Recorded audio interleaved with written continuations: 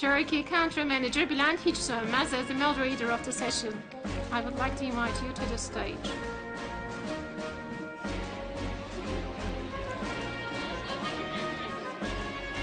Ve sırada panelistlerimiz. Our panel speakers.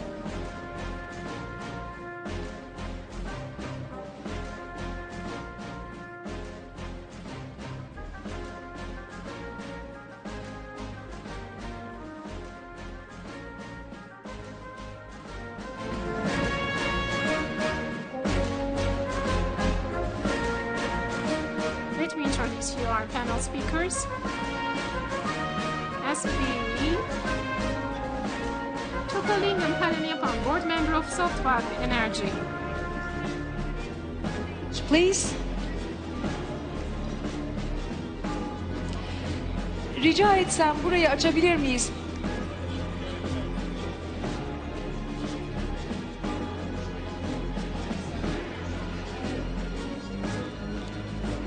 We would like to welcome our new panelists, so I would kindly request you to leave the area so it will be available, suitable for us to get the new panelists onto the stage. I will make all the announcements from the very beginning. Evet, panellerimizle ilgi yoğun. Giriş çıkışlarda hafif bir trafik olabiliyor. Bu kadarcık marjımız var sanıyorum, değil mi Sayın Başar?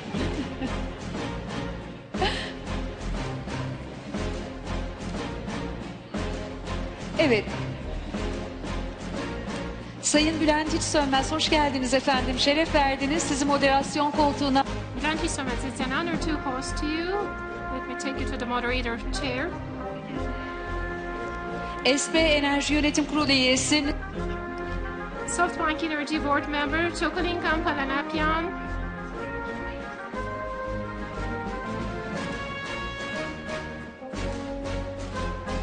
Da Vinci Enstitüsü gelecek. Da Vinci Institute Senior Futurist Thomas Frey. The Next Factory of the World author Irene Sun.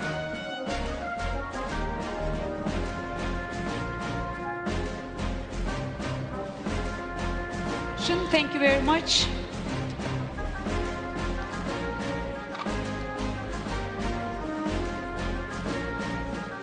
Nasıl?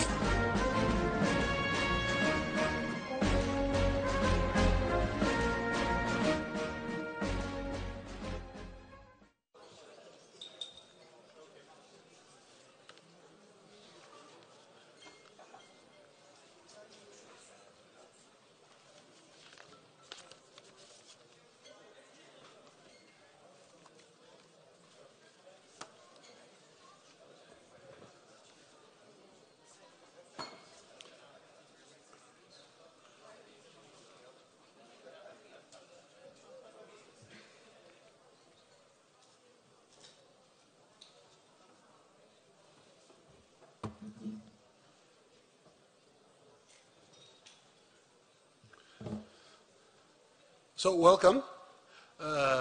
For those who wait, this is the best panel that you're ever going to see.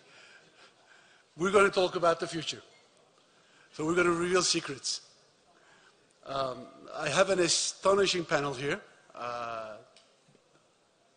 None of them needs any introduction, but I would like to do introduction because I just want to get the honor of introducing them. And then we'll go into it. Again, the topic is future, going into the future. What is awaiting us? This is both technology-wise, where is the world going, what should we expect, how we should get ourselves, our companies prepared for the future. And we have a panelist, so I'll start with introducing Chuck. So he has a couple of hats. He's board member of SoftBank Energy. He is also director for Prakala Wealth Management, where he's been doing that for the last 11 years. And then we have Irene. He is a thinker. She's a thinker. She's an author, and she's also consulting. And then she has wealth of information, wealth of knowledge about China and Africa that I'll ask questions about. And then we have Thomas. I think this is your second panel. in this. Thomas is a future speaker and working in Da Vinci. And then she liked to go into the topics. He likes to work in topics that none of the other futurists has worked before. So with that, let me start by Chuck. SoftBank. Can you please tell us of SoftBank? We hear a lot about the investment that you do almost everywhere. What is the field of activity and your size and the area of focus that you have? Yeah. Good evening. SoftBank is primarily a Japanese telecom company. That's where it started off. And of late, you must be hearing a lot in the news in terms of investments worldwide, primarily into new age technology, e-commerce. That's where they focus on investments. But other than that, there is one small vertical, I will say, at the moment, which is solar energy, which is a passion of our chairman, Masa. So he wants to get into clean energy. This passion started after the Fukushima nuclear disaster in Japan. So he wanted to get into clean energy. He started the venture. It's small in size comparatively. It's around 400 megawatts. But that's the capacity Japan can have in terms of solar energy, because it doesn't have great sunshine. But then the venture started off in India. He wants to invest in 20 gigawatts of solar in the next 5 years. This is well supported by the government, because the government has come up with a program of 175 gigawatts in the next 5 years for India, solar and wind together. So we started off 2 years back. Right now we are at 1.3 gigawatts, but then it's the start. But now is the time we are looking at venturing outside of India. So focus is obviously on Middle East, Africa, and all other developing nations. Primary focus is all countries within the 2 tropics. That's where most of the sunshine is available. So today, with the panel costs going down and probably the cost of capex of solar is less than $1 billion. It's, to be precise, it's in the range of 0.65. So that makes it viable. In fact, this is the cheapest source of energy right now in most of the countries. So with this kind of environment and focus by most governments, recently you would have seen large investments announced by Saudi. We have a MOU signed for 3 gigawatts in the next couple of years. So all governments want to harness this clean energy, and that's where energy will start off. But the future, if you see, is when storage becomes cost effective. At the moment, storage is very expensive. It's not viable. That's where coal still is the primary source of energy in most of the countries, including in India. But 3 years down the line, solar plus storage is going to overtake any future investments in energy. But the next area of investment, or the future, I will say, is when this clean energy starts powering your vehicles, mobility. It has been there for a few years, but it has been expensive. But with this clean energy powering all your vehicles, already most governments have promised maybe by 2030, they will replace at least half of their energy guzzling vehicles with clean energy EVs. So that's where is the future. Are we going to see clean energy only future? Clean energy only, no fossil oils. Is it something that we're going to see? It will happen. The question is how quickly. you will start to see the change maybe 5 years down the line. As I said earlier, storage is expensive today. People do not want to invest in an expensive solution. They keep guzzling oil or coal. But once storage becomes cheaper, like what happened to solar modules, once it becomes a commodity, that's when all investments in fossil fuel will start getting phased out. Okay. So I'll go with Thomas. I had one question, but just going on with this, you just tweeted recently about Tesla's investment in storage. So just, can you comment on that one, just taking from Chuck's comment? And then my next question will be, what kinds of companies and sectors will not exist in the future? Will not what? Exist in the future. Okay. What companies will not exist in the future? All right. Yeah, on the energy topic, it's a fascinating topic because we've traditionally not been very good at storing power from one day to the next. A study that was done by Lawrence Livermore Laboratories looked at all the power generated in the world and where it went, and somewhere around 60% of all the power ends up going to waste. We lose it along the way. We over-generate for peak demand. We have inefficiencies in the wires and all the systems.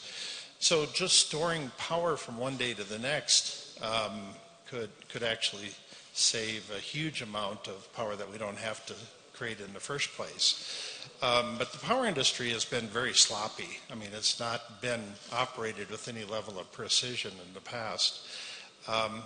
Now, it looked like we had reached like peak electricity use in several countries around 2008, but there are several factors coming into play that will change whether or not that's actually going to hold up, because if we get into the electric car era, very likely that'll increase the overall demand for electricity.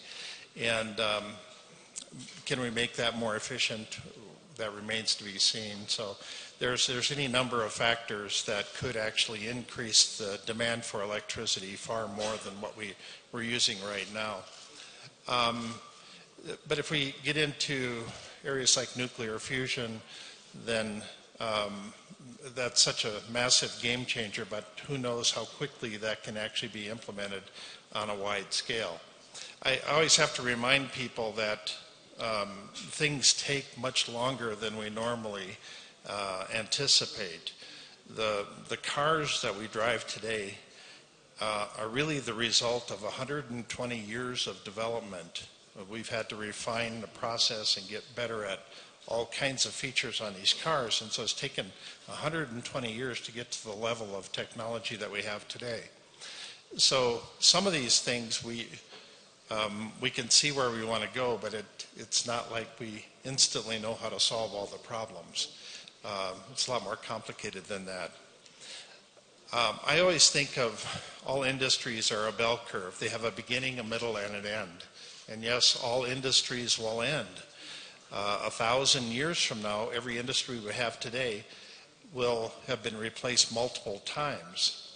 And the key thing to remember is that most of the profitable industries today end up being in the second half of the bell curve. They're constantly having to do more with less. So I make this delineation between what I call disruptive innovation and catalytic innovation. Disruptive innovation is disrupting existing industries. Catalytic innovation is creating entire new industries.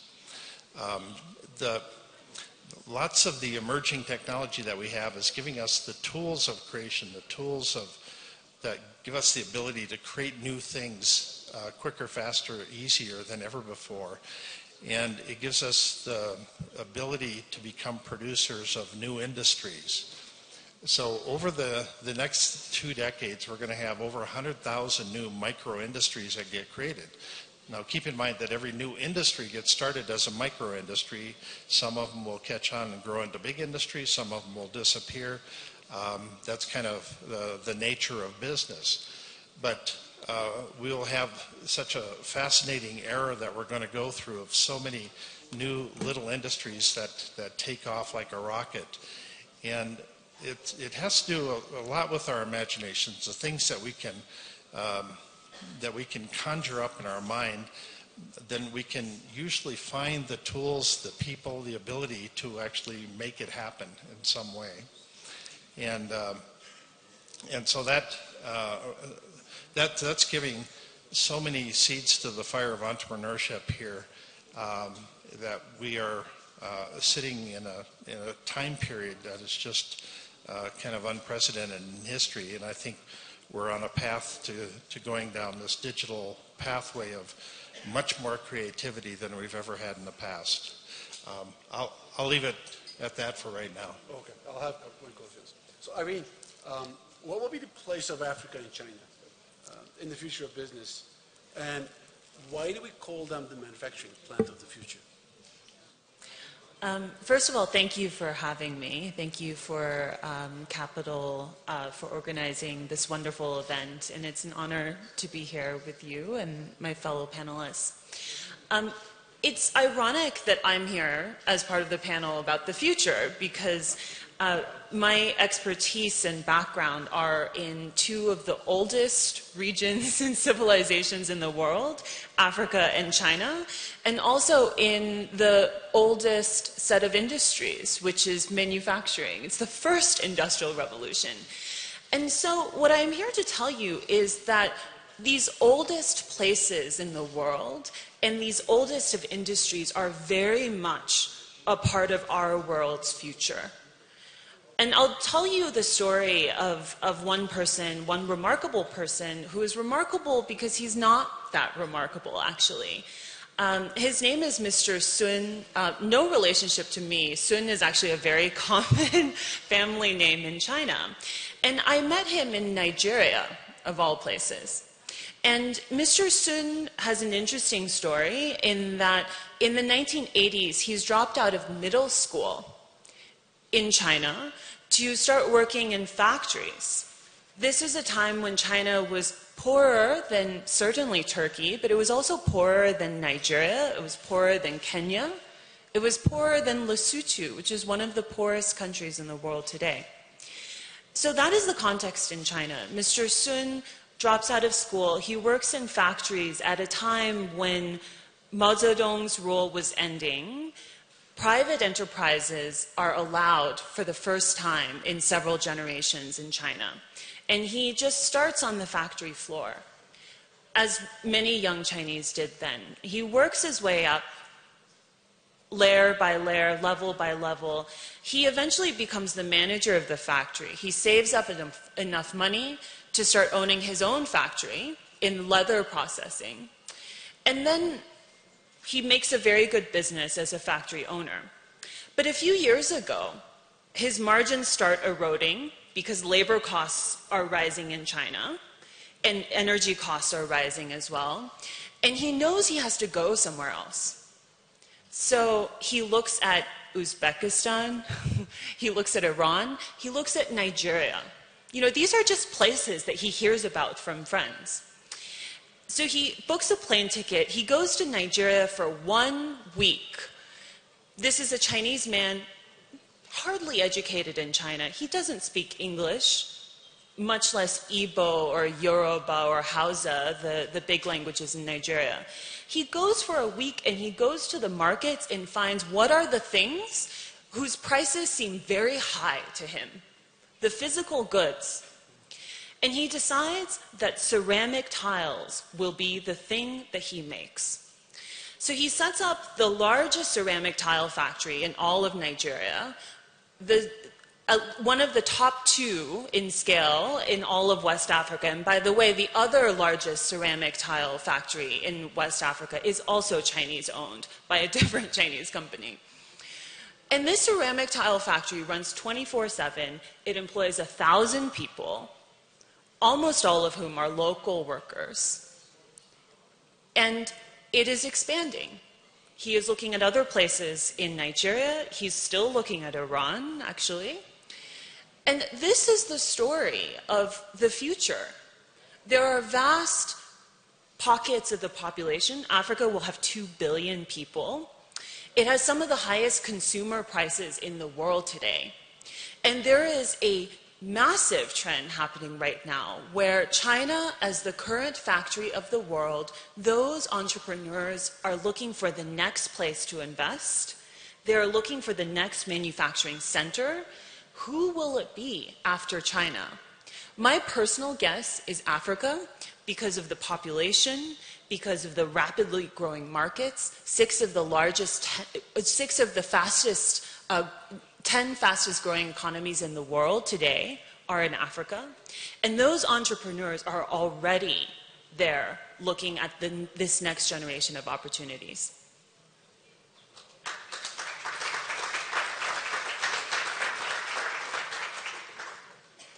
Maybe I'll take on from Irene's. Maybe do you see that also? And also, second to that one, so you're working, so part of SoftBank is one of the leading companies who invest in leading technologies. What is that you see and what you're working on in the energy bit? You talked about storage, you talked about cheaper panels, but what else is there? What is going to happen? What is that you're working on? Okay, SoftBank has been investing in multiple technology companies, but my focus is on the energy side. So at the moment, we are only into generation, but that's the last part of the value chain. But if we have to grow big, we need to invest in storage and manufacturing because like Turkey, most economies want local manufacturing to be part of any new investments. And obviously, EVs, electric vehicles, not per se in building a vehicle or manufacturing cars, but on the storage or the battery part. That's where we want to focus on. But it's a few years down the line. We are preparing for that. So that's going to be the future. One more point is most of these growing economies, the per capita consumption of electricity is very low, unlike US or the European countries. So there's a huge potential for increase in energy consumption. So that's another area. Today we are looking at only the current requirement, but it will grow. It will grow multiple times. So these are the areas we'll be focusing on and probably in the next 3 years. Inevitable question about jobs. I know that you wrote about that. Are they going to disappear? Or what's going to happen there? Is technology eliminating jobs? Is it adding jobs? What do you think is a good future there? And so in 2012, I was actually at an event in Istanbul where I predicted that over 2 billion jobs would disappear by 2030. So this is a prediction that I get quoted on in newspapers and magazines, TV stations, literally all over the world. And this has been kind of bolstered by some other studies that have been done. This was never intended to be a doom or gloom statement. It was never intended to say we're going to have 2 billion people unemployed in the world. It was intended to be more of a wake-up call that we're going to have to create jobs at a faster rate than ever before. And so what I actually see happening is I see this transition where I think we're actually moving into an era where it'll be an era of super employment where we actually have more jobs than we know what to do with. But it's not going to be full-time jobs. It'll be part-time gigs. So this is what's referred to as the gig economy. And the Internet's a very sophisticated communication tool. It enables us to align the needs of a business with the talent of individuals in far more precise ways than ever before. And so rather than hiring somebody on full-time, we can bring them on for 2 months or 2 weeks or 2 days or 2 hours. Because that's all that's needed at the time. So these tools of the Internet are getting much more precise. So I don't think this is a doom or gloom thing at all. And a lot of it has to do with kind of the ingenuity that we have. And as I mentioned earlier, if we can imagine some of these things, we can create scenarios around them, then we can inspire people to go down that path. And I'll just mention 2 of them. You know, we've heard a lot about 3D printing and 3D printing houses. And there's been several examples where people want to set up rigs and 3D print an entire house in less than a day. Well, as the technology improves, we're not only going to be printing the structure, but we'll also be printing the wiring in the walls, the plumbing in the walls, the cabinets, the sinks, the toilets. We'll be able to print everything all at once. And then our very definition of what a house is, what an apartment, a condo is, an office is, all of that's going to change as we have this new capability. Now, the Siemens Corporation out of Germany has been experimenting with what's called 3D printing spider bots. And this is rather bizarre because their idea is they'll have these spider bots that walk over to a tub of cement and they'll load themselves up and then they'll go climb up a wall and they'll put it in place and then they'll go down and get some more cement and they'll go up and put some more in place. Only it's not just one spider bot doing it, they plan to work in swarms. So it's 150, 200 spider bots working 24 hours a day, 7 days a week to create some really big structures. So that's the vision that they have. Now, how long before it takes before they can actually accomplish something like that? That'll be a while. There's lots of problems to solve in the meantime. But once you have a vision like that, then you can start marshaling the efforts, the engineering power to move forward. Now, I'll mention one other, this is kind of a bizarre scenario. So as we watched the Olympics, we saw these swarms of drones that Intel was using. And that's very interesting. So we've been developing this scenario about what future swarms of drones will be capable of. And the way I look at it is I think every person is going to have their own personal swarm in the future. So as you get up in the morning, you take a shower, and as you step out of the shower, your swarm will come and dry you off. This is 10,000 micro drones that are swarming around you. They will come and dry you off. They will fix your hair. They will shave you, apply makeup, and then they will assemble themselves as your clothing. Now the swarm becomes your protection system. It becomes your communication system. It becomes all of your resources are built into the swarm. And depending on what mood you're in that day, it'll know what style you want to wear and what color your clothing should be, because that's the swarm. And then when you want to travel somewhere, then the swarm will just fly you there. That's the Superman scenario there. So now, when we can imagine things like this, then that puts kind of a stakeholder in the ground for somebody that may want to accomplish that in the future. So anyway, those are my two really bizarre scenarios.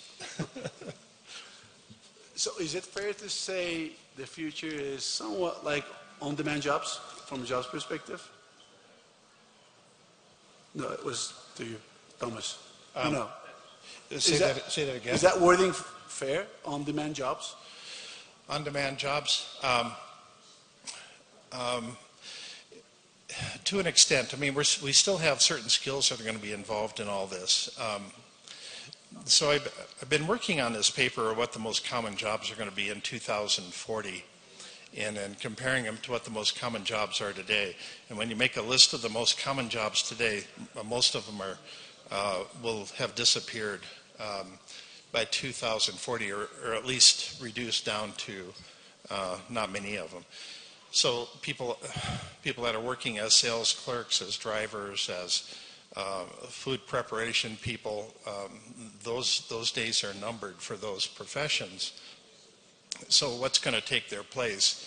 And I don't know, I think there'll be lots of room for people that support the machines. So I don't see it's an either-or situation. I think that we're still going to need lots of humans to support the robots, to support the drones, to support driverless cars. There's going to have to be a lot of human support that goes along with that. Thank you. So Irene, If Africa is going to become or the companies and countries are going to become the manufacturing plant of the world, what's going to happen to the others? What's going to happen to China? What do you think that can have an impact on Turkey, for example? So, the manufacturing center of the world shifting out of China does not lessen China's economic importance in the world. If anything, it increases it. I mean, you think about the generation that invested in China, that shifted their own plants into China. That was the Asian tigers. It was Hong Kong, South Korea, Taiwan, and Singapore. None of those economies have gone away. In fact, they've only grown in importance as they become innovators, as they become huge investors in foreign countries. And that's the shift we see China making today. So in Africa, it is by far, by leaps and bounds, the fastest growing investor. Of course, its FDI base has not caught up to that of Europe's and the US's, because Europe and the US has been building its FDI base since the end of colonialism, whereas 90% of Chinese investment in Africa have happened in the last 10 years. Right? But it is already the fourth largest investor base in Africa, and it is growing by more than 20% per year. So within the next 10 years, it will have the largest investment base in Africa. It is already the largest trade partner of Africa, 3 times as large as the next largest trade partner for Africa, and it's 7 times as large as the next largest infrastructure investor. So you look at the roles that China is already very much stepping into in the developing economies of the world, and you think, well, there's no lessening of China's importance. It's a shifting of roles, and one that, by the way, is extremely beneficial to developing economies. So you look at what the Asian tigers invested in China at a time when I was young as a child growing up in China, there were no highways, there were very few high-rise buildings, there were no passenger cars. I actually remember the first time as a child that I sat in a car, not a bus, you know, not my dad's friend's police vehicle, but a real passenger car. I remember that. That was a huge moment. I was told to behave myself by my parents. That was China not very long ago. That was 25 years ago. So this transformation of becoming the manufacturing center of the world has lifted 750 million people out of poverty in China. You look at a continent, a region of the world, Africa, with a similar scale of people and similar needs, similar demographics today, and that's the potential for our future, and that's what I find really exciting. This is transformative for our world. Thank you. Thanks. So given that we have 5 minutes left, I'd like to ask each one question, 2 minutes, and that will be the same question for everybody. Can you tell us what do you think that critical success factor going forward to all of us in this audience to hear going forward in the future? How should we need to get ourselves prepared? For me, the critical success factor is you need to keep reinventing yourself. As technologies change, it's going to take away most of the conventional jobs. So if we sit back, probably we'll be outdated. So that's where we need to keep reinventing. It's not a doomsday or something. There will be no jobs. There will certainly be jobs, but of a different kind from what we see today. Thank you. Yeah, so some of the key success factors I see, the people that will do the best are the ones that are going to be the most resourceful, the most resilient, the most flexible, the most determined, the ones that can really latch onto an idea and just drive it forward. These are things that are not easily taught in school. So it becomes kind of something you have to do internally, naturally yourself. For me, there's 2 things. One is that we shouldn't overlook the old when we look towards the future. And I'm sorry that, again, on a panel about the future, I'm such an old school sort of person. But, you know, I look at manufacturing and factories, and I don't see any lessening of the demand for physical products. If anything, I see just as large, if not faster, of an expansion for these sorts of demand. And in terms of technologies, in a lot of pockets of manufacturing, just because we can technologically do something does not mean that in the hearts of businesses they will do it, because it makes no business sense. If you've ever been in a clothing factory, the fashions change so fast and labor is so cheap. Why would you invent a machine that could be so flexible to sew your clothes so differently in unimagined ways every few weeks as fashions change? Why would you do that when there are large labor pools in the world that are very cost effective? On the other end of the spectrum, you have things like drug manufacturing. One of the most technologically sophisticated and innovative pockets of manufacturing, but one that still uses batch processes. There is no continuous production line in drug manufacturing today. Because as you invent new drugs, you still use blenders, you have things that could explode. So why make it into a continuous line? And actually, drug makers are investing very heavily in continuous manufacturing, so continuous production processes.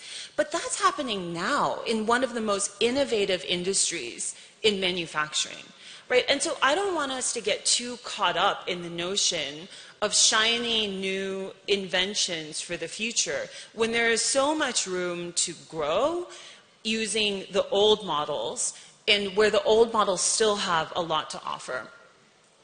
The second thing that I'll say is towards the future is that we need to control our collective fear.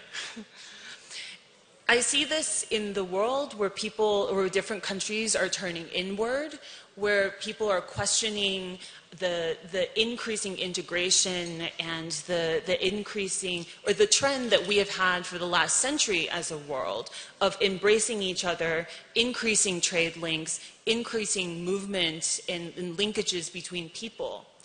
That is the ultimate source of our collective creativity and our collective prosperity and well-being.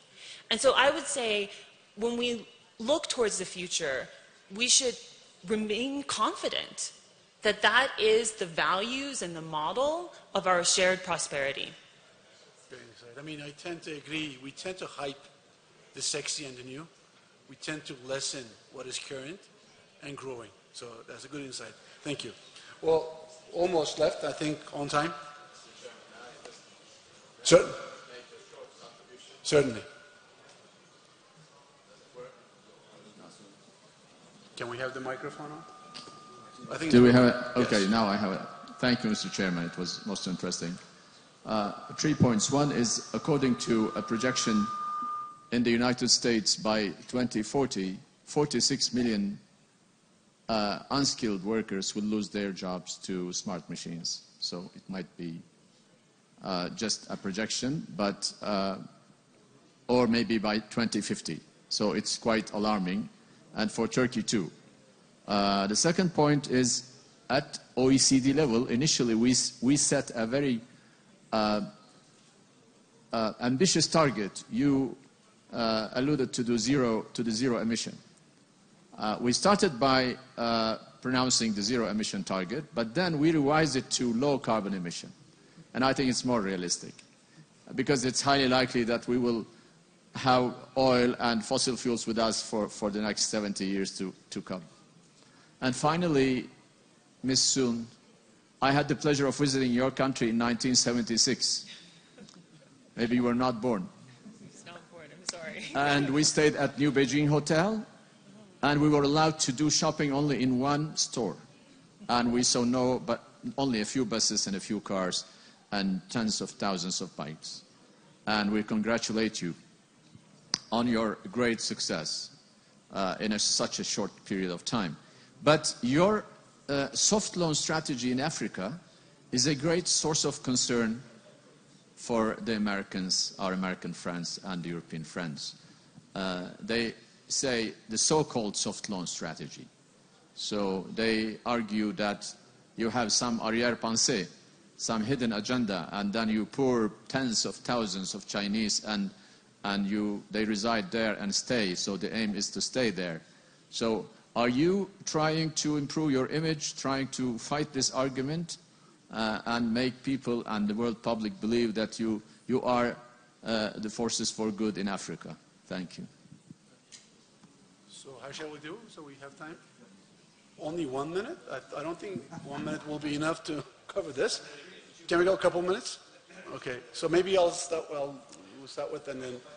Yeah, it's a very good question what the Chinese government is doing in Africa. The short answer is it's doing a lot, including loans, supporting infrastructure, aid increasingly. So China last week actually announced that it is creating an aid agency for the first time in history. Before there was no aid agency. It's just aid being done, but by different ministries. And so there's a lot that is changing, a lot that the Chinese government is doing in Africa.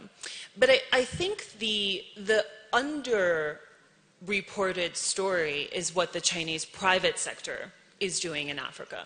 And so when you look at the critically important sectors for African citizens, things like manufacturing, that is the most labor-intensive sector possible, the most important for job creation.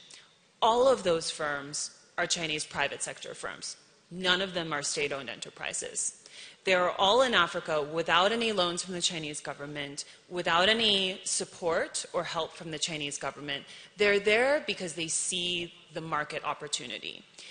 And in terms of understanding and the fact base of what China is doing in Africa, we at McKinsey are trying to do a lot because in this, there has been a lot of misinformation in the China-Africa space. There has been a lot of myths, rumors, misinformation that gets repeated until people think it's fact. And so what we have tried to do is actually just collect the facts. And we're an independent third-party organization. We have no interest with the Chinese government in any way. And we funded our own research project where we went out and actually spoke face-to-face with more than 1,000 Chinese companies already operating in Africa and got the facts, the real facts, visited their firms. If they said they were hiring Africans, we were there. Does it look like mainly Africans who are there versus Chinese people? And so that is the fact base that we are using. We are finding that there are already more than 10,000 Chinese companies in Africa, and 89% of the employees are locals. This is employing more than 300,000 people in Africa. And so that is the spirit of the work that I do, because there is so much misinformation in this space, to try to collect data to tell the real stories. Maybe in 1 minute, the reference to the U.S. jobs. All right. Yes, there's a lot of unskilled jobs that are going to disappear. That doesn't mean that we're not going to be creating more unskilled or low-skilled jobs, and it doesn't mean that we won't have the ability to retrain people for other things. I think the retraining part is not been getting near enough attention. In the U.S., as an example, we spend a lot of money on higher education, but we have virtually no money left for retraining people. At the Da Vinci Institute, we've put together some projections that a person entering the workforce in 2030 had better plan to reboot their skills 8 to 10 times throughout their working life. So somebody that wants to shift gears, that has to shift gears that often, will want to do the retraining in the least amount of time, not the most. And that makes traditional colleges a very poor fit for that type of retraining. So I think there's going to be lots of opportunity there, and this opens the door for something I call micro colleges. This is retraining done in short periods of time, giving people the new skills to move forward in a new profession. And I'll just leave it at that. Maybe last, to Chuck. establishment of the zero emission and the sudden abolishment of that one, saying most probably that we're not going to hit the target. So what do you think of that? You may be right in saying it will take 70 more years, but what we need to see is there has to be a start. And most of these industrialized nations do not have too much of sun as an energy source. Where it is available is between the two tropics, and most of these countries are developing at the most, or underdeveloped nations. This is where, and the population is also very high in this region. They will revolutionize the energy consumption for the future. Once the start happens, probably all the industrialized nations, the Western world, developed ones will have to follow. It will take its time, but with storage coming in, probably it will hasten it.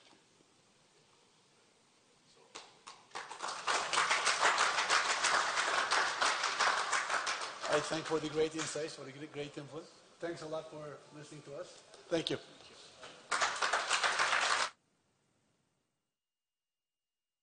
Much for your contribution. Thank you very much.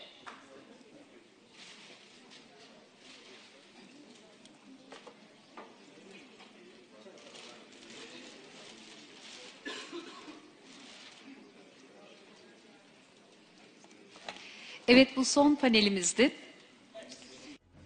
It was our last panel. We will be having the award ceremony right now with the closing remarks.